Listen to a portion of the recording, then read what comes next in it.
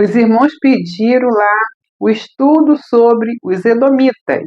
Não sei o tamanho que vai ficar, mas hoje estamos aqui para falar como que um rei que não é da linhagem de Judá consegue sentar-se no trono de Davi.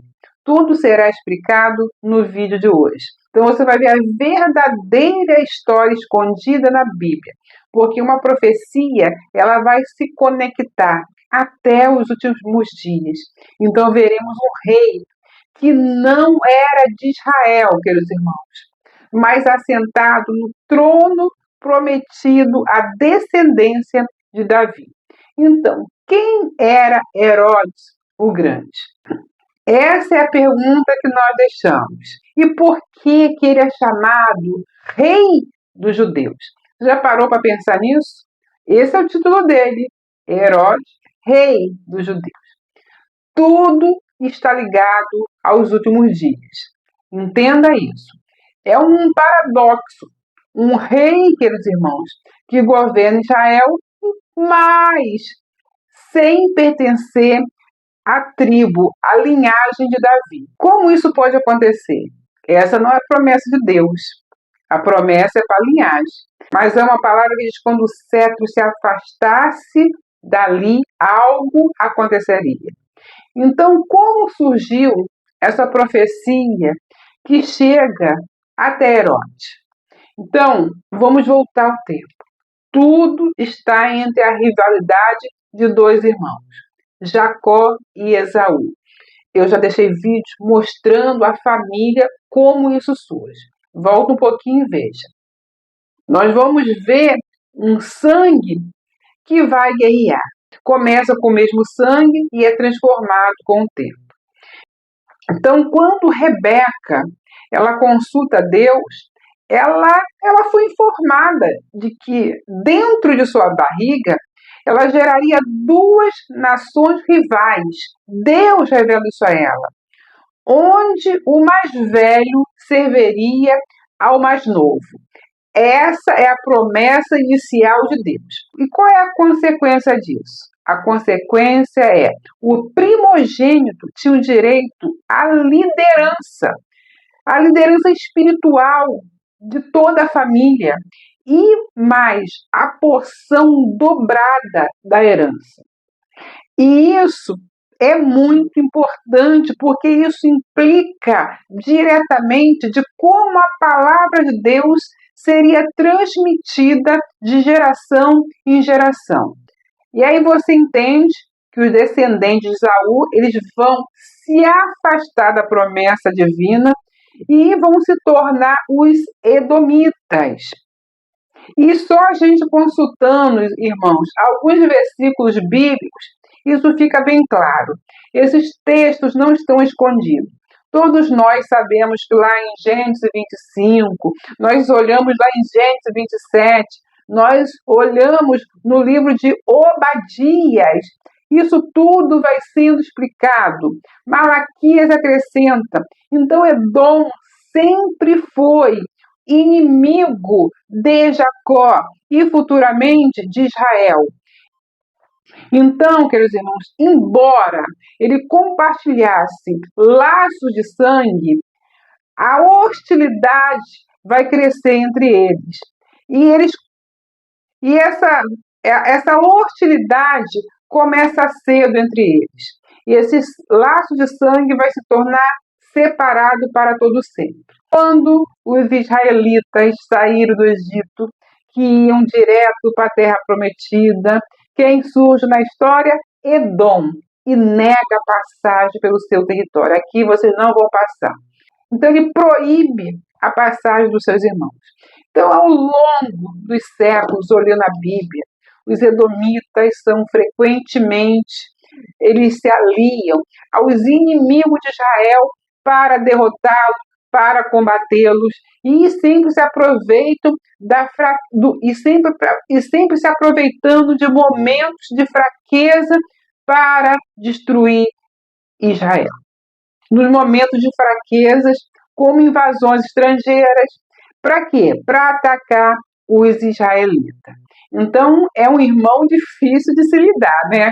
Um irmão desse não, que é muito complicado, né, irmãos? Então, por que nós precisamos saber isso? Para ver a origem do problema que vai até os últimos dias, porque nos últimos dias o Senhor vem salpicado. De onde? De Edom. Então, para nós chegarmos em Herodes, nós precisamos voltar. Tenha calma, já vamos avançar. Guarde isso para não fazer falta. Guarde esse conhecimento que a gente vai precisar lá na frente. E aí, importante, quem era o pai de Herodes? A gente fala muito de Herodes, mas quem é o pai? O pai foi um político habilidoso e ele era do povo da antiga, um povo antigo chamado Edom, Esaú, que prosperou, irmão, na corte judeia e fazia muitas alianças estrangeiras com o Império Romano. Então, assim surge o pai de Herodes. Então, esse homem com poder com Roma, ele vai garantir o futuro. E assim ele vai garantir o futuro dos seus filhos. O poder dele nessa região vai fortalecer os filhos. Resumindo, Antípatro era edomita. Ele se torna aliado de Roma e conquista o quê? Influência política, irmão. Assim, o pai de Herodes assume uma ascensão e faz com que a família seja erguida, e logo Herodes também. E eles eram da onde? Da linhagem de Esaú, o irmão de Jacó, daquela promessa. Guarde isso agora. Como Herodes chegou ao trono, irmãos, preste atenção que isso é importante entender. O pai de Herodes, ele se aliou a Júlio César, queridos irmãos, garantindo à família poder. Ele se ajunta com pessoas que têm poder. Então, a família tem poder e cidadania de renome. E no ano de 40 a.C., mais ou menos, após fugir de invasores, Herodes tem uma decisão. Ele vai a Roma e convence o Senado romano a nomeá-lo rei da Judéia. E o que Roma precisa? Roma precisa de um braço fiel, precisa de um rei fiel para ajudar ela em todas as regiões. Então o Senado romano proclama rei da Judéia Herodes. Tudo começa aí. Então, depois que ele conquistou Jerusalém pela força, né, que ninguém quer ele lá, nem os judeus verdadeiros não querem ele lá, mas ele vai tomar a força. E a gente pergunta. E aí, a pergunta que não pode calar, meus irmãos. Como esse povo edomita vai parar em Israel? Esse é o ponto-chave de virada. Preste atenção que a gente vai para a história de como eles se tornam parte de Israel. Então, por volta de mais ou menos 125 a.C., um rei judeu chamado Hircano, eu já falei isso, ele conquista território da Idumeia. Ele era os antigos macabeus, né, por aí. Só buscar a história. Então, esse rei, ele vai mudar toda a história. Ele faz com que os edomitas, ele convence à força muitas das pessoas que viviam ali naquela região que ele conquistou. Isso, irmão, já está historicamente debatido. Eles são descendentes reais de edomitas, ali da Bíblia hebraica. Então, isso já está pacificado. Então, grande parte foi assimilados à nação judaica naquela época. Então, esses edomeus foram assimilados por causa de João Hircano à região da Judéia e se tornaram judeus porque eles fazer a circuncisão e decidem ficar ali. Então, irmãos, os descendentes de Esaú, eles conseguem se sentar no trono destinado aos descendentes de Davi. Como isso acontece? Porque Herodes, irmão, usurpa o trono de Davi. Então, esse quê da questão, ele precisa ficar claro na sua cabeça. Herodes, essa descendência, não era da descendência de Davi. Eram edomitas, queridos irmãos. Não eram da tribo de Judá. Eles eram edomitas. Eles eram descendentes de Esaú. E olhando pelo ponto de vista bíblico, Herodes não faz parte da linhagem davídica, irmãos. Entenda isso claramente. Quando a gente abre aqui a Bíblia, a gente vê em Gênesis 49:10, onde o patriarca Jacó ele profetiza que o cetro, símbolo de autoridade real, não se apartaria de Judá até que venha Siló. Preste atenção, indicando que a linhagem governante pertenceria sempre a essa tribo até a chegada do Messias. Herodes, ele vai fazer essa ruptura quando ele se assenta no trono de Davi. Herodes, ele vai fazer essa ruptura quando ele se assenta no trono e se torna a autoridade máxima em Israel. E para segurar isso, ele vai avante, ele tem um plano terrível. Herodes, ele vai se casar com Mariana, uma esposa judia. E aí, quem é Mariana?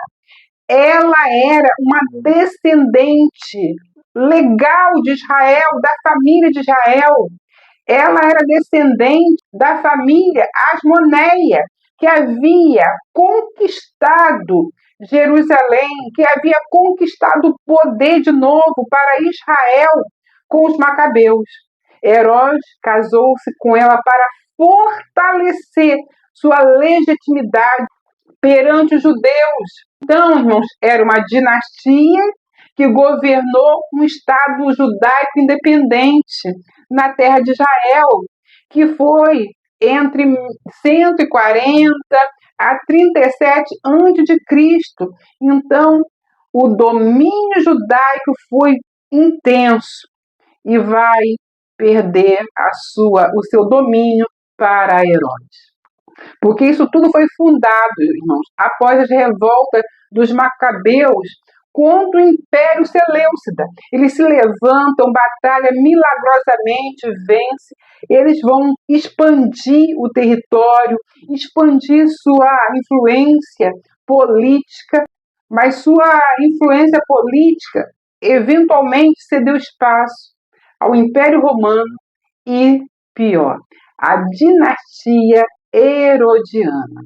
É o fim, e assim a gente vê essa ruptura. E Herodes, irmãos, ele é tão cruel que ele vai mandar matar também a esposa, os filhos, a sogra, o cunhado. Ele vai mandar matar vários sacerdotes e assim ele vai exterminar a dinastia dos Armoneus. E ele é um rei paranoico. Ele vai fazer de tudo para não perder aquele trono que o pai vai preparar para ele. E ele se torna um ser paranoico. Então, quando a gente olha para a história desse homem, é uma história de crueldade, de violência até o fim. Executa vários filhos, esposa, nobres, sacerdotes de Deus, homens de Deus ali em Israel. Ele manda executar, porque o seu medo era perder o poder. Irmãos, a gente vai ver aqui o nascimento de Jesus. Jesus nasce lá no Evangelho de Mateus, exatamente quando Herodes está reinando. É a profecia. Quando o cetro se apartar de Davi, vem o Messias. E aí, quando os magos chegam dizendo: onde está o rei dos judeus? Ele fica apavorado. Herodes entra em pânico. Por quê? Porque ele percebeu que existia um rei. Existia um rei para os judeus. E isso tudo ele vai mandar investigar e vai descobrir que havia uma profecia, porque havia profecia. Então ele vai tentar impedir a profecia, mas ninguém impede a profecia. Então assim a gente vai ver um relato de massacre dos inocentes dentro dessa comunidade lá de Israel. Herodes ordena que mate todos os meninos de Belém com até 2 anos. Vão dizer para ele a profecia, o local, ele vai calcular o tempo e vai mandar executar crianças menores de 2 anos. Enquanto ele está lá, Deus revela antemão, Deus é Deus, Deus fala, Deus avisou José, José sai com Maria e com Jesus para o Egito. Irmãos, não existe plano no calado, no oculto, que Deus não saiba e ele pode revelar. Isso Herodes não contava. Então Deus agiu. E agora outra coisa que vai afetar diretamente Jesus. Herodes, o novo rei, ele muda toda a configuração do sinédrio. Queridos irmãos, a força de Herodes no sinédrio era enorme. Herodes ele vai reformar toda a composição do sinédrio. O sinédrio que era onde os homens de Israel, os judeus, eles decidiam a vida judaica, a lei. E o que ele faz? Ele vai substituir os antigos líderes por indivíduos da sua própria confiança e partidários, irmãos, que não desafiariam a sua autoridade. Queridos irmãos, preste atenção nesse sinédrio. Será o sinédrio que vai, no futuro, julgar Jesus, irmãos. Irmãos, o julgamento de Jesus foi um absurdo. O julgamento de Jesus ocorreu em 2 esferas. Primeiro, judaica, a religiosa, e depois a Roma, política. Essas 2 esferas, elas trabalharam juntos contra Jesus e elas vão trabalhar juntas nos últimos dias contra os fiéis, tá, queridos irmãos? Então, a acusação religiosa ali, o sinédrio acusou Jesus de blasfêmia por se declarar o quê? O Messias, o Filho de Deus. Então, essa foi a acusação que o sinédrio vai usar contra o Senhor. Só que isso está cheio de irregularidades, irmãos. Um processo cheio de irregularidade. Irmão, segundo as leis da própria tradição judaica, isso jamais poderia ter acontecido. Está registrado nas leituras judaicas. O julgamento do Messias, irmãos, violou várias regras quando a gente começa a estudar. Uma delas, o julgamento ocorreu à noite, o que era proibido por causa de uma pena capital, ou seja, uma pena de morte, irmãos, não poderia ser realizada durante a noite. Segundo, foi realizado na casa de um sumo sacerdote chamado Caifás. Isso também não poderia acontecer, porque isso não era a sala oficial do sinédrio, de acordo com a palavra. Tinha que ser no sinédrio. E tudo isso aconteceu, a gente sabe, durante a Páscoa. O que é errado, porque a Páscoa era um período em que os julgamentos eram suspensos. E aí a gente vai ver, queridos irmãos, a morte de Herodes, de acordo com os relatos históricos, vai dizer que esse homem teve uma morte sofrida, uma morte dolorosa, uma morte terrível, com intensas dores, com intensos sofrimentos. E após a morte dele, o reino foi dividido entre seus filhos. E aí as pessoas falam assim, cadê o... E aí as pessoas dizem, não existe mais nem descendente de Herodes. Irmãos, não brinque com coisa séria. A palavra não engana e não mente. Então, Herodes, ele acreditava que ele poderia impedir o plano de Deus com essa vida dele louca, eliminando um menino em Belém. Só que esse menino era uma profecia. Ele foi tirado daquele lugar. Irmãos, nenhum poder humano consegue impedir aquilo que Deus determinou, irmãos. Por isso, fique ligado na palavra de Deus para que você esteja no caminho certo. O trono de Davi não será colocado por um rei impostor que Roma vai decidir, e sim pelo verdadeiro filho de Davi. É a profecia, Jesus Cristo. Queridos, essa história ela vai se repetir em breve. Mas a perseguição não será, irmãos, ao menino de Belém, porque esse menino de Belém ele já venceu tudo que ele tinha que vencer. É assim, essa perseguição será contra os filhos verdadeiros de Deus nos últimos dias, irmãos. Irmãos, é o que eu falo, se levantará um edomita para se assentar pela última vez naquele trono, mas virá o Messias para destruí-lo, para entrarmos no reino milenar. Eu espero que vocês tenham entendido agora o estudo, com datas, bem combinadinho, trabalhado, que esse vídeo possa abençoar a sua vida. Deixe seu like, compartilhe, deixe o seu hype e até o próximo vídeo, se o Senhor nos permitir.